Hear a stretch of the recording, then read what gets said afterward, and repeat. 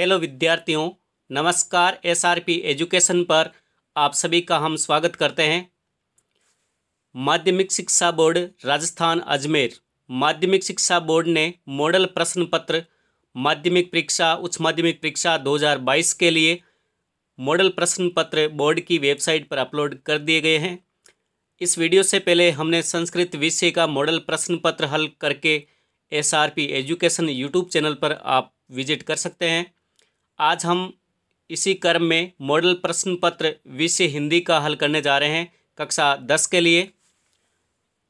Video को शुरू करने से पहले आप सभी से रिक्वेस्ट है, यदि आप चैनल पर पहली बार हैं तो चैनल को सब्सक्राइब भी ज़रूर कर लें।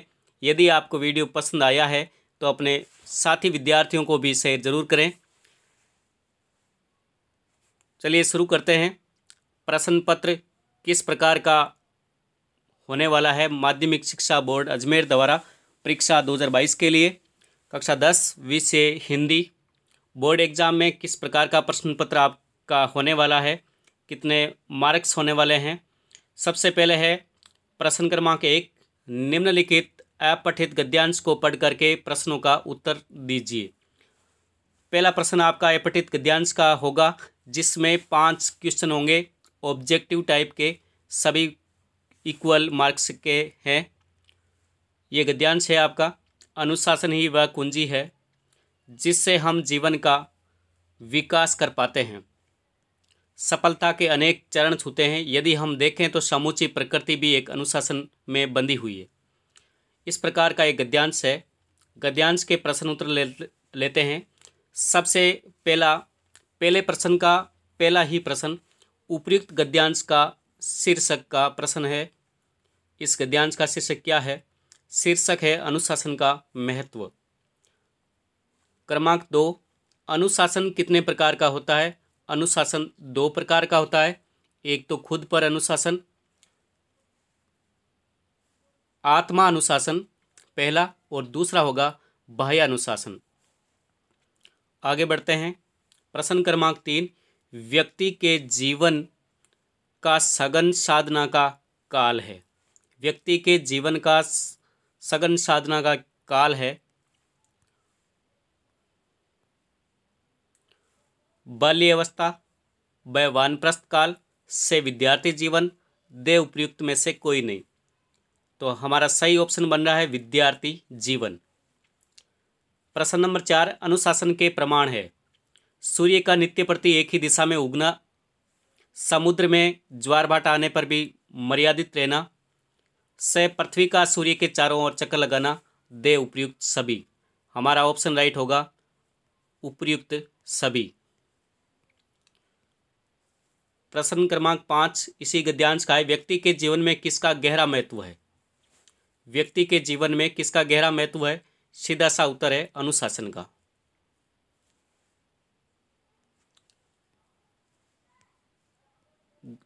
अपठित गद्यांश के बाद अगला प्रश्न है निम्नलिखित अपठित काव्यांश।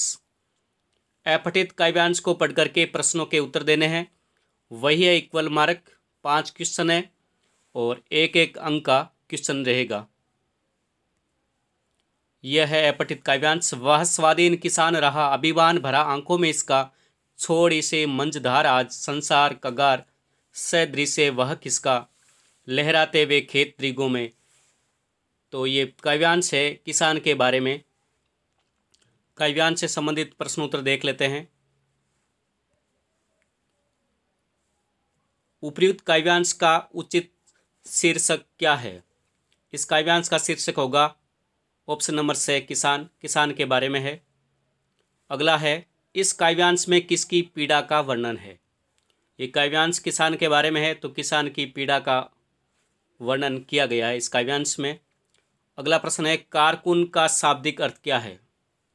इस काव्यांश में शब्द आया है कारकुन। कारकुन का शाब्दिक अर्थ है शोषक। अगला है 9 नंबर प्रश्न, आंखों का तारा होना का तात्पर्य है? ऑप्शन नंबर ए राइट बन रहा है अत्यधिक प्रिय होना। 10वां क्वेश्चन है काव्यांश में वर्णित पीड़ित वर्ग की आंखों में चमक कब आती है? काव्यांश में पीड़ित वर्ग की आंखों में चमक कब आती है? शोषण से पूर्व की संपन्नता को याद करने पर।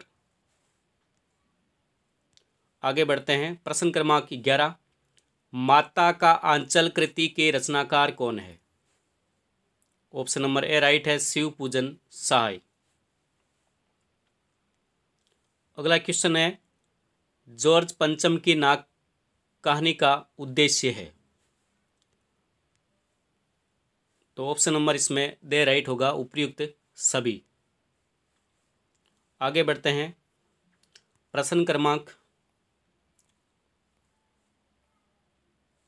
2, रिक्त स्थान की पूर्ति कीजिए। रिक्त स्थान की पूर्ति कीजिए। क्रम संख्या 1, भाववाचक संज्ञा की रचना मुख्य प्रकार के शब्दों से होती है। भाववाचक संज्ञा की रचना मुख्य कितने प्रकार के शब्दों से होती है? मुख्य रूप से 4 प्रकार के शब्दों से होती है। जातिवाचक शब्दों से, सर्वनाम शब्दों से, विशेषण शब्दों से और क्रिया से। तो रिक्त स्थान में सही क्रमांक आएगा 4। भाववाचक संज्ञा की रचना मुख्य 4 प्रकार के शब्दों से होती है। अगला क्वेश्चन है, सर्वनाम रिक्त स्थान के प्रकार के होते हैं। सर्वनाम कितने प्रकार के होते हैं? तो सर्वनाम 6 प्रकार के होते हैं। क्वेश्चन नंबर 3, शब्द जो किसी वस्तु, पदार्थ या जगह की मात्रा, तोल या माप का बोध कराते हैं वह कहलाते हैं परिमाणवाचक विशेषण। 4 नंबर रिक्त स्थान है, हिंदी क्रियापदों का मूल रूप ही धातु है। हिंदी क्रियापदों का मूल रूप है वो धातु है। 5वां है, उपसर्ग शब्द के जुड़कर शब्द का अर्थ बदल देते हैं। उपसर्ग कहाँ जुड़ते हैं? शब्द के पूर्व में जुड़ते हैं, शब्द के पहले। उपसर्ग शब्द के पहले जुड़ करके शब्द का अर्थ बदल देते हैं। प्रत्यय जो होते हैं वो शब्दों के अंत में जुड़ते हैं। 6 नंबर क्वेश्चन है, वह प्रत्यय जो धातु या क्रिया के अंत में लग करके नए शब्दों की रचना करते हैं उन्हें कहते हैं, कौन सा प्रत्यय कहते हैं? कृदंत प्रत्यय होते हैं जो धातु या क्रिया के अंत में लग करके नए शब्दों की रचना करते हैं, उन्हें कृदंत प्रत्यय कहते हैं। क्वेश्चन नंबर 3, निम्नलिखित अति लघुतरात्मक प्रश्नों के उत्तर दीजिए और प्रत्येक प्रश्न के लिए उत्तर सीमा लगभग 20 शब्द है। उत्तर सीमा लगभग 20 शब्द है। तो पहला क्वेश्चन है, संधि एवं संयोग में क्या अंतर है? संधि एवं संयोग में क्या अंतर है? क्वेश्चन नंबर 1, संधि किसे कहते हैं? 2 वर्णों के परस्पर मिलान से उत्पन्न विकार को संधि कहते हैं। 2 वर्ण परस्पर मिलते हैं और विकार उत्पन्न होता है तो वह संधि होती है। संयोग क्या होता है? जब 2 वर्ण बिना विकार उत्पन्न किए मिल जाए तो उसे संयोग कहते हैं। जैसे महत प्लस त्वम, शब्द बनता है महत्वम। बिना कोई विकार उत्पन्न किए दोनों शब्द मिल जाते हैं तो वहाँ होता है संयोग। समास की परिभाषा, 2 पदों के परस्पर, 2 या 2 से अधिक पदों के परस्पर मिलान को एक नया शब्द पद बनता है, वह समास कहलाता है। क्वेश्चन नंबर 3 है, तिल का ताड़ बनाना मुहावरे का अर्थ बताइए। तिल का ताड़ बनाना मुहावरे का अर्थ है बात का बतंगड़ बनाना, छोटी बात को बड़ी बात बना देना। तो इसका मुहावरे का अर्थ क्या होगा? सीधा सा अर्थ होगा बढ़ा चढ़ा करके बात करना, बढ़ा चढ़ा करके बात करना। 4 नंबर है, आप भले तो जग भला। आप भले तो जग भला, इस लोकोक्ति का अर्थ क्या होगा? आप भले आदमी को सब भले ही मिलते हैं, भले आदमी के लिए सब भले ही है, भले आदमी को सब भले ही लगते हैं। 5 नंबर है, चश्मे वाले को लोग कैप्टन क्यों कहते थे? ये पाठ का प्रश्न है, चश्मे वाले को लोग कैप्टन क्यों कहते थे? क्योंकि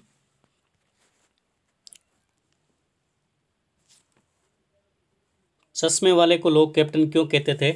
इस प्रश्न का उत्तर ये होगा कि उसके मन में देशभक्ति की भावना प्रबल थी और इसी कारण से चश्मे वाले को लोग कैप्टन कहते थे। 6 नंबर है, यह एक कहानी यह भी रचना में मनु भंडारी की ये कहानी है। एक कहानी यह भी रचना में मनु भंडारी के साथ साथ किसका व्यक्तित्व उभर कर आया है? पाठ में मनु भंडारी के साथ में किसका व्यक्तित्व उभर कर आया है तो इसमें है लेखिका के पिताजी का। लेखिका के पिताजी, उनका भी व्यक्तित्व पाठ में इस कहानी में उभर के आया है। 7वां नंबर है सुशिर वाद्यों से क्या अभिप्राय है। किन वाद्य यंत्रों को सुशिर वाद्य यंत्र कहा जाता है। सुशिर वाद्य यंत्र कौन से होते हैं?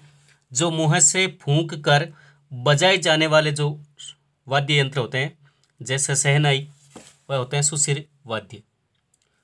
अगला है 8वां, उद्धव के व्यवहार की तुलना किस किस से की गई है। उद्धव के व्यवहार की तुलना हारिल की लकड़ी से की गई है, और जल में रहने वाले कमल के पत्तों से की गई है। जल में पड़ी जो तेल की गगरी होती है उनसे भी पाठ में की गई है। प्रश्न क्रमांक 9 है राम लक्ष्मण परशुराम संवाद रामचरितमानस के किस कांड से लिया गया है। तो ये आप जानते हैं बालकांड का ये भाग है। 10वां क्वेश्चन है उत्साह कविता में बादल किन किन अर्थों की ओर संकेत करता है। बादल समाज को एक नव जीवन की प्रेरणा देने वाले के रूप में कवि ने की है। और 11वां प्रश्न है माता का आंचल पाठ के उन प्रसंगों के नाम लिखिए जो आपके दिल को छू गए हैं। माता के आंचल में जो पाठ है उस पाठ में कौन सा प्रसंग है जो आपको, माता का आंचल पाठ के उन प्रसंगों के नाम लिखना है। जैसा कि एक प्रसंग आया था, जब चूहे की जगह सांप बिल में से बाहर निकल करके आता है और बच्चे उसे देख करके रोते चिल्लाते हुए बेतासा भागने लगते हैं, वो प्रसंग भी बहुत ही अच्छा है। 12वां क्वेश्चन है साना साना हाथ जोड़ी यात्रा वृत्त में भारत के किस क्षेत्र की यात्रा का वर्णन है।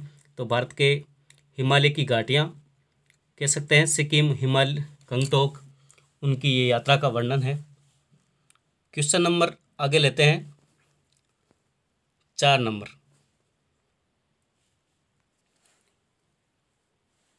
चौथा क्वेश्चन है हालदार साहब को दूसरी बार देखने पर मूर्ति में क्या अंतर दिखाई दिया। अंतर बताना है आपको, और समय सीमा है जो उत्तर की जो सीमा है पंक्तियों की 40 शब्द है, पहले वाले शब्दों से डबल है। हालदार साहब को दूसरी बार देखने पर मूर्ति में क्या अंतर दिखाई दिया। तो कस्बे के जो मुख्य चौराहे पर नेताजी की मूर्ति लगी हुई थी, सुंदर ढंग से बनी हुई थी, परंतु नेताजी की जो विशेष पहचान होती है, नेताजी की विशेष पहचान है चश्मा, तो वह चश्मा वहाँ नहीं था मूर्ति में, तो यही अंतर है वो हलदार साहब को लगा। 5वां क्वेश्चन है बाल गोविंद भगत किस प्रकार के व्यक्तियों को सबसे अधिक स्नेह का पात्र मानते हैं। किन व्यक्तियों को अधिक स्नेह का पात्र मानते थे। तो बाल गोविंद भगत है जो कम बुद्धि वाले लोग हैं या मानसिक रूप से जो कमज़ोर होते हैं, वही निगरानी के पात्र होते हैं, वही स्नेह के हकदार होते हैं लेखक के अनुसार। अगला क्वेश्चन है 6 नंबर, लेखक ने सेकंड क्लास का रेल टिकट लेने का क्या कारण बताया था। लखनवी अंदाज पाठ के आधार पर बताइए। सेकंड क्लास का टिकट लेने का कारण था, एक तो लेखक भीड़ से बचने के लिए, और एकांत में नई कहानी के बारे में सोच सकने के लिए, और खिड़की से प्राकृतिक दृश्य देख सकने के लिए। इन विचारों से उन्होंने सेकंड क्लास का रेल टिकट लेने का कारण बताया। 7वां क्वेश्चन है काशी की क्या विशेषताएं हैं। प्रश्न क्रमांक 7 है काशी की विशेषताएं, क्या विशेषताएं बताई गई है पाठ के अनुसार।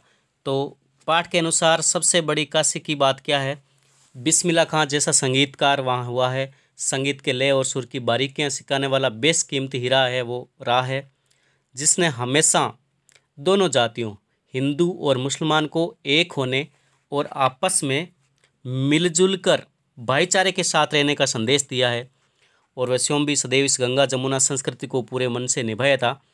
ये काशी की एक विशेषता है। 8वां क्वेश्चन है सूरदास जी ने उद्धव एवं कमल के पत्र में क्या समानता बताई है।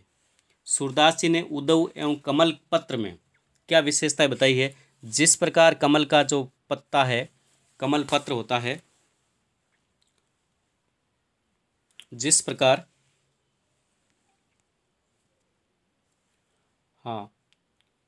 उद्धव और कमल पत्र में क्या समानताएं बताई गई है। कमल का पत्ता जिस प्रकार कमल का पत्ता हमेशा जल में रहता है परंतु उस पर जल का एक भी दाग नहीं लग पाता, वैसे ही जो उद्धव है, उद्धव भी श्री कृष्ण के पास में रहते हुए भी प्रेम बंधन से सर्वथा मुक्त है। ये उनकी समानता बताई है। अगला है दोहा नामक छंद के लक्षण बताइए।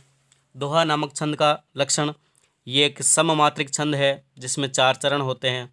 प्रत्येक चरण में 16-16 मात्राएं होती है और अंत में 2 गुरु होते हैं, गुरुवर्ण होते हैं। 10वां क्वेश्चन है, कन्यादान कविता में एक माँ ने अपनी बेटी को क्या सीख दे रही है? सीख के बारे में बताना है कन्यादान कविता के अनुसार। तो कविता में एक माँ अपनी बेटी को क्या सीख देती है?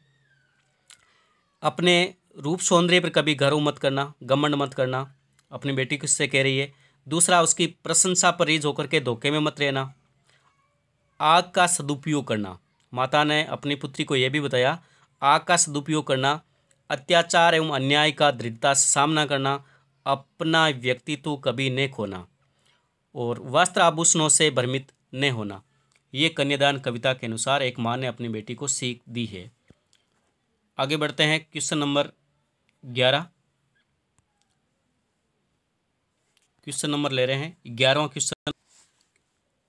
क्वेश्चन नंबर 11 है, अट नहीं रही है कविता के आधार पर फाल्गुन के ऋतु के सौंदर्य को संक्षेप में लिखिए। फाल्गुन का सौंदर्य कैसा है? सूर्यकांत त्रिपाठी निराला द्वारा रचित जो कविता है अट नहीं रही है, उसके आधार पर ये आपको उत्तर लिखना है। 12वां क्वेश्चन है, महतारी के हाथ से खाने पर बच्चों का पेट भी भरता है, ऐसा क्यों कहा गया? माता का आंचल अध्याय के आधार पर संक्षेप में उत्तर दीजिए। माता का आंचल जो पाठ आपका है महतारी, माता का आंचल पाठ जो है शिव पूजन साई का है। उस पाठ के आधार पर यह बताया गया है कि महतारी के हाथ से खाने पर बच्चों का पेट भी भरता। बच्चे है इस पाठ में जो बताया है वह पिता के हाथ से खाना खाता था, उसके बावजूद उसकी माता जो है, उनकी माता है वो ज़बरदस्ती या जिद्दी होकर के भी उनको और खाना खिलाती थी, ऐसा इसलिए कहा गया है। 13वां क्वेश्चन है, नई दिल्ली का काया पलट क्यों किया जा रहा था? जॉर्ज पंचम की नाक अध्याय के आधार पर ये आपको संक्षेप में लिखना होगा। कृतिका भाग 2 का ये पाठ है जो कमलेश्वर द्वारा रचित है। अगला क्वेश्चन है, नारके ने धर्मचक्र की क्या विशेषताएं बताई है? साना साना हाथ जोड़ी अध्याय के आधार पर आपको ये बताना है। तो ये पाठ है मधु कांकरिया द्वारा रचित है। कृतिका भाग 3 से लिया गया है, ये कृतिका से लिया गया ये पाठ है। तो मधु कांकरिया द्वारा रचित साना साना हाथ जोड़ी के आधार पर आपको इस प्रश्न का उत्तर लिखना है। 15वां क्वेश्चन है मनु भंडारी के बारे में।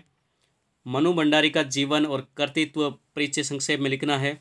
मनु भंडारी जिनका गद्य खंड में 14वां पाठ है एक कहानी ये भी, उनके आधार पर आपको मनु भंडारी का जीवन और कर्तृत्व संक्षेप में लिखना है।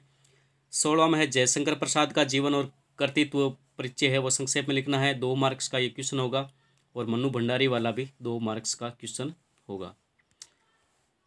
17वां क्वेश्चन है, निम्नलिखित पठित गद्यांश, ये पाठ के अनुसार ही है आपका जो पाठ है नौबत खाने में इबादत, यतीन्द्र मिश्र का जो पाठ है उस पाठ से लिया गया ये गद्यांश है। इसके आधार पर आपको सप्रसंग व्याख्या लिखनी है।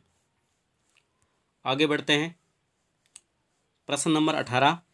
18वां प्रश्न, 18वां क्वेश्चन जो है, निम्नलिखित पठित पद्यांश, ये काव्यांश पद्यांश जो पठित है आपके पाठ्य पुस्तक से लिया गया है। तुलसीदास द्वारा रचित जो रामचरितमानस है उनके बालकांड का जो भाग है उसमें राम लक्ष्मण परशुराम संवाद से लिया गया ये पद्यांश है, जिसमें लक्ष्मण की उग्रता से बढ़ के परशुराम के क्रोध पर राम अपनी शीतल वाणी का प्रयोग करते हैं तथा उनका क्रोध शांत करने का प्रयास करते हैं। इसके बारे में आपको प्रसंग भी लिखना है और प्रसंग के साथ में व्याख्या भी करनी है। आगे बढ़ते हैं, प्रश्न नंबर 19। 19वां प्रश्न जो है, बाल गोविंद भगत को साधु क्यों कहा गया है? और 20वां प्रश्न है, गोपियों के द्वारा हमारे हरी हरिल की लकड़ी कहने का क्या तात्पर्य है? गोपियों के द्वारा हमारे हरी हरिल की लकड़ी क्यों कहा गया है? ये आपको प्रश्न नंबर 19 है। 20वां प्रश्न है, गोपियों के द्वारा हमारे हरि हरिल की लकड़ी कहने का तात्पर्य क्या है? तो सूरदास द्वारा ये रचित जो आपका पहला ही पाठ होगा शायद, हरिल पक्षी का नाम है जो एक लकड़ी को सदैव पकड़े रहता है। जिस प्रकार गोपियाँ श्री कृष्ण के प्रेम में जकड़ी रहती है। और उत्साह कविता का केंद्रीय भाव लिखिए, 20वें का जो अथवा है। 21वां प्रश्न, लास्ट प्रश्न जो है वो किसी एक विषय पर सारगर्भित निबंध लिखना है 300 या 350 शब्दों में। कोई भी आप शीर्षक ले सकते हैं, राष्ट्रीय एकता, पर्यावरण प्रदूषण, सड़क सुरक्षा, मातृभाषा और उनका महत्व। 22वां प्रश्न है आपका नाम गौरव है, आप अपने विद्यालय की क्रिकेट टीम के कप्तान हैं। विद्यालय में अधिक खेल सामग्री मंगवाने के लिए अपने प्रधानाचार्य को प्रार्थना पत्र लिखिए। 23वां है, आपका मित्र फूलों से बनी हुई वस्तुओं, गुलदस्ते, हार, मालाएं आदि की बिक्री बढ़ाना चाहता है और उसकी सहायता के लिए आपको एक विज्ञापन तैयार करना है जिसकी उत्तर सीमा लगभग 25 से 50 शब्दों के बीच में हो। धन्यवाद विद्यार्थियों। सभी प्रश्नों के उत्तर तो बताना संभव नहीं है क्योंकि वीडियो अधिक लंबा हो जाएगा। छोटे वीडियो के रूप में ही ठीक है। और आप खुद भी अपनी पाठ्य पुस्तकों से यदि किसी प्रश्न का आपको संशय लगता है तो सही ढंग से आप उत्तर देखें।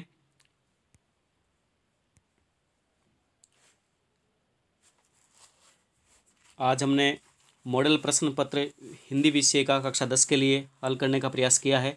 इनसे पहले हमारे YouTube चैनल पर आपको संस्कृत विषय का मॉडल प्रश्न पत्र हल किया हुआ आपको मिलेगा और आगे के क्रम में भी किसी न किसी विषय का प्रश्न पत्र, मॉडल प्रश्न पत्र हल करने का प्रयास करेंगे। धन्यवाद विद्यार्थियों।